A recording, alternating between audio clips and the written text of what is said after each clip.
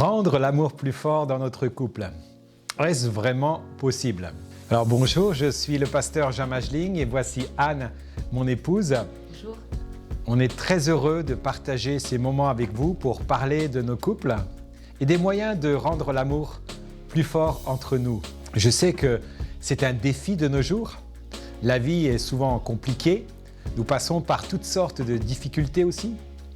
Et au fur et à mesure du temps, l'amour qui vibrait au début de notre relation peut s'affaiblir, voire même s'abîmer. Et ce n'est pas la volonté de Dieu. Ce que Dieu veut, c'est que nous soyons pleinement heureux et satisfaits dans notre vie de couple et qu'elle nous apporte du bonheur et de la force. Je sais que ça doit être votre désir aussi. Alors, nous aimerions partager quelques pistes pour vous encourager, pour vous inspirer et vous redonner peut-être l'envie de renforcer vos liens d'amour avec votre conjoint. Nous prions avec Anne que le créateur du bonheur et l'inventeur de l'amour et du mariage vous bénisse dans cette belle aventure. Et n'hésitez pas à partager les vidéos autour de vous si vous pensez qu'elles peuvent bénir vos amis. Alors commençons avec le premier principe. Pour rendre l'amour plus fort, il faut le vouloir et il faut se battre. Comme vous le savez bien, rien de précieux ne s'acquiert sans effort et sans sacrifice. Et pour s'épanouir, l'amour dans ton couple a besoin d'être cultivé, entretenu et même protégé. Tout comme un feu de cheminée qui commence à s'éteindre, on doit l'alimenter et l'entretenir pour qu'il continue à brûler. Et j'encourage quelqu'un qui nous écoute, qui a peut-être l'impression que le feu de l'amour est en train de s'éteindre. Sache que tu peux, avec l'aide de Dieu, ranimer la flamme qui jadis brûlait dans votre cœur. Mais il faut le vouloir. Il faut se battre pour protéger et préserver l'amour. Ainsi, mes amis, je dirais, battez-vous pour préserver la flamme de l'amour au sein de votre couple. Un feu qui n'est pas alimenté s'éteint.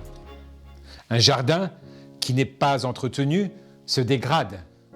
Pourquoi penser qu'il en serait autrement de nos relations humaines?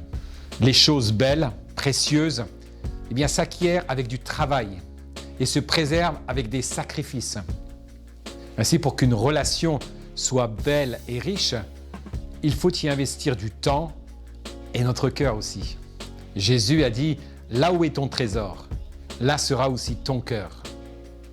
Et il est étrange de voir comme une personne est prête à se battre pour une carrière, une médaille, un rêve, ou de passer des heures dans la salle de gym pour développer son corps, mais qu'elle soit si peu enclin à investir le temps nécessaire pour améliorer ses relations humaines. Ne nous cachons pas la vérité, chers amis. Maintenir un couple fort aujourd'hui est plus que jamais difficile. Le stress ambiant, les tentations partout présentes, la fatigue chronique, les pressions de la vie moderne, l'égoïsme grandissant, toutes ces choses viennent affecter de manière quotidienne et ainsi par l'usure l'amour premier qui avait fait chavirer notre cœur. Il faut se battre, il faut un engagement total, il nous faut une vision fraîche, belle, nouvelle et surtout biblique de ce que Dieu a voulu pour et par le couple. Que celui-ci soit une source de force, d'épanouissement et de bonheur pour chacun des conjoints qui nous écoutent. Nous lisons dans Proverbes chapitre 5 verset 18 « Que ta source soit bénie et fais ta joie de la femme de ta jeunesse. » Que votre relation épanouie génère de multiples possibilités d'honorer et de servir Dieu ensemble dans un monde en perte de repères. On reçoit aussi pour donner, ainsi que votre union reflète en quelque sorte l'amour inaltérable du Christ pour son épouse, c'est-à-dire l'Église. C'est un amour qui parle sacrifice, don de soi et don de notre union pour être une bénédiction dans ce monde. Et les Saintes Écritures nous encouragent dans le livre des Éphésiens au chapitre 5, verset 25. « Marie, aimez vos femmes, comme Christ a aimé l'Église, et s'est livré lui-même pour elle. » Dans notre couple, avec Anne, il y a eu des jours avec et des jours sans. Il y a eu des moments où tout était facile et d'autres où il a fallu faire appel à la promesse de l'engagement. Nous avons toujours choisi de nous battre pour honorer Dieu et honorer cette alliance prise l'un envers l'autre le jour de notre mariage. Alors, ce n'est pas facile, certes, mais n'avons-nous pas tous les outils pour réussir? Nous avons un Dieu qui transforme l'impossible, les Écritures saintes qui nous donnent le mode d'emploi. Nous avons aussi le don du libre arbitre qui nous permet de choisir la vie, le pardon et l'amour. Dieu nous fait don du mariage, d'un conjoint à aimer et avec lequel cheminer. Mais ensuite, nous sommes responsables de cultiver, d'entretenir et de veiller sur la qualité de cette relation.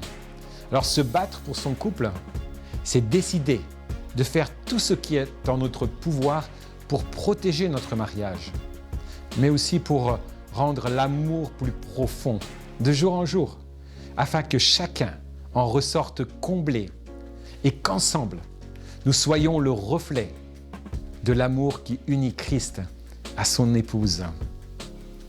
Plus fort, veut dire plus résistant face aux épreuves, aux usures de la vie.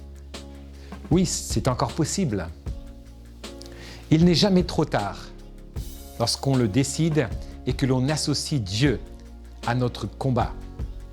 Ecclésiaste chapitre 4, verset 12 nous dit « Et si quelqu'un est plus fort qu'un seul, les deux peuvent lui résister.